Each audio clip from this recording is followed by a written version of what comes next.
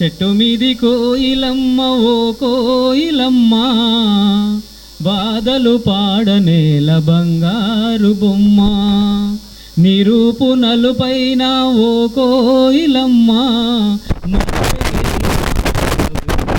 ఏలనమ్మ మధురమే నీ పాట బెంగేలనమ్మ. కోకిల నల్లగా ఉన్నది బాధపడుతుందట, కానీ దాని పాట ఎంత బాగుంటుంది. అది కనుక కూసిందంటే మనం అక్కడి నుంచి కథలో అంత బాగా వినాలనిపిస్తుంది. చెట్టు మీది కోయిలమ్మ ఓ కోయిలమ్మ, మధురమే నీ పాట బెంగయేలనమ్మ, మధురమే నీ పాట బెంగయేలనమ్మ.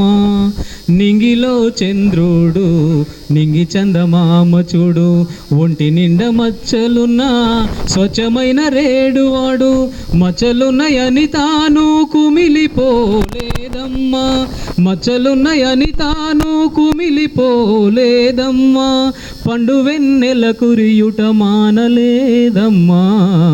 చెట్టు మీది కోయిలమ్మ ఓ కోయిలమ్మ, బాధలు పాడనేల బంగారు బొమ్మ, నిరూపు నలుపైన ఓ కోయిలమ్మ, మధురమే నీ పాట స్వచ్ఛంగా కనిపించే చంద్రుడికే మచ్చలు ఉన్నాయి. మనం ఏదో ఒకదాని కోసం బాధపడుతూ ఉంటాం. ఆ మచ్చ ఉన్నదని ఆయన బాధపడిండా? మనందరికీ పండు వెన్నెల చల్లని వెన్నెల కురియాలు చేస్తున్నాడా లేదా? ఏది ఈ సృష్టిలో ఉపయోగం లేదు. నింగిలో సూర్యుడు ఎండమంట మండుతాడు, భూమి ఆకాశాల దుమ్ముదులి రేపుతాడు, వాడి అల్లరికి నేల చెదిరిపోలేదమ్మా, వాడి అల్లరికి నేల చెదిరిపోలేదమ్మా, ధరణిపై పైరులేశనమ్మా.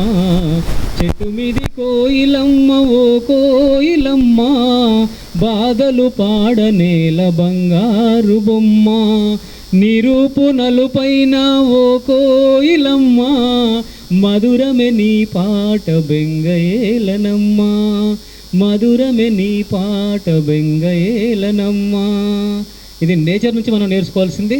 సూర్యుడు ఎంత ఎండగొట్టినా మనం బాధపడుతూ ఉంటాం, ఇంత ఎండ ఎందుకని. అదే సూర్యుడు కనుక కక్ష మారితే మనకు ప్రాబ్లం అవుతుంది. ఆ సూర్యుడు కనుక లేకపోతే ఇక్కడ జీవరాశులు ఉండవు, బ్రతకలేము కదా. అన్ని జీవరాశులు అంటే ఈ సృష్టిలో అన్నీ ఎలా ఉండాలో అలా ఉండాలి.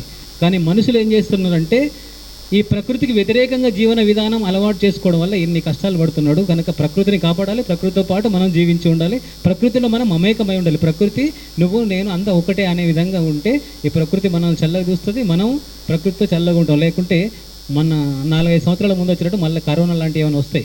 ప్రకృతి విధ్వంసం జరిగితే ఎవరు ఆపలేరు. ప్రకృతిని కాపాడుకోవడం ఒకటే మన చేతిలో ఉన్న ధర్మం, అంతకంటే ఏమీ లేదు. ఈ అవకాశం ఇచ్చినందుకు మరొకసారి ఏటీవీ రాసారు గారికి, వాళ్ళ టీంకి అందరికీ ధన్యవాదాలు.